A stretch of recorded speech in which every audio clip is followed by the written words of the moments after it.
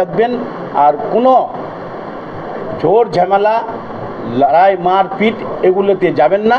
কারণ এখন আমরা যে এই অতদিন অপেক্ষার পর আজকে যে প্রধান গঠন করতে পেরেছি তা আমাদের উদ্দেশ্য শুধু যে আমাদের পঞ্চায়েত ডেভেলপমেন্টের কাজ কিভাবে হবে।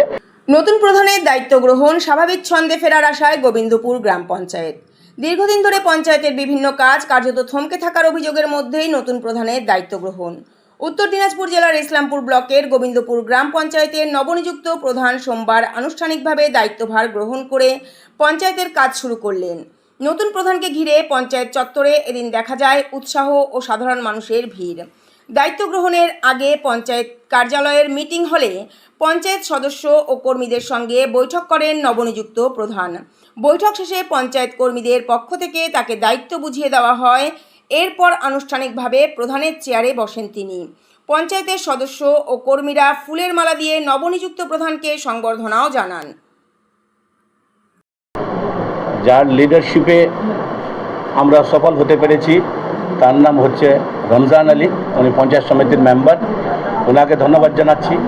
জুবেরদা আছেন, তারপর আমাদের যে 12 জন মেম্বার যে একজুটতা হয়ে মতলব অনেস্টলি এই মিশনটাকে সফল করেছে, 12 জন মেম্বারকে আমি মোবারকবাদি দিচ্ছি।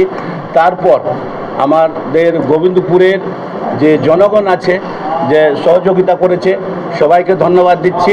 আর আমি আশা করছি যে করিমা খাতুনকে আমরা যে প্রধান গঠন করলাম সবাই সহযোগিতাতে, উনি যে আজকে প্রধানের চেয়ার সামলাচ্ছেন, ওনার কাছে আশা করব যে গোবিন্দপুরের মানুষ ওনার কাছে ভালো পরিষেবা পাবে আর উনি নিরপেক্ষ হয়ে মতলব প্রধানের যে একটা রেসপন্সিবিলিটি আছে ওটা উনি পালন করবেন আর মানুষের পরিষেবা ভালো করে দিবেন।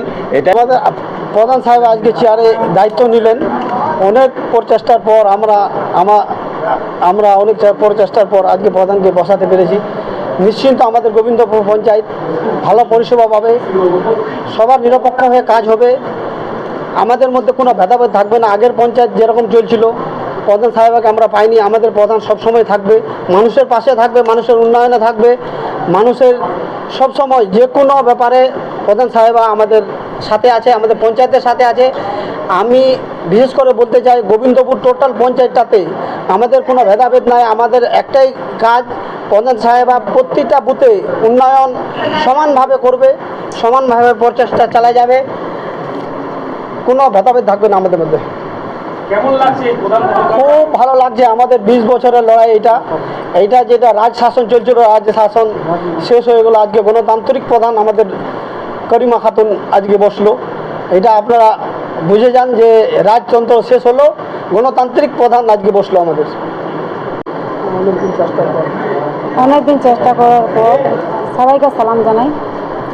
অনেকদিন চেষ্টা করার পর 3 সাল ধরে আমি বঞ্চিত ছিলাম। আজকে জনগণ সবাই আমাকে চাইছে বলে আজকে প্রধান হয়েছি। আর সবার ভালো করব, রাস্তাঘাটের কাজ করব, যতদূর অবধি পারবো আমি সবার সহযোগিতা করব। কেমন লাগছে আজকে দায়িত্ব পাওয়া? ভালো লাগছে, ভালো লাগছে।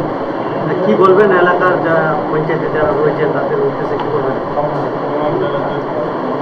আপনার অঞ্চলের মানুষকে কি বার্তা দিতে চান? যতদূর অবধি পারবো আমার অঞ্চলের মানুষকে কাজকর্ম আগে বাড়িয়ে দিতে করতে যতটা পারবো, নিরাপত্তা দিব, নিরপেক্ষ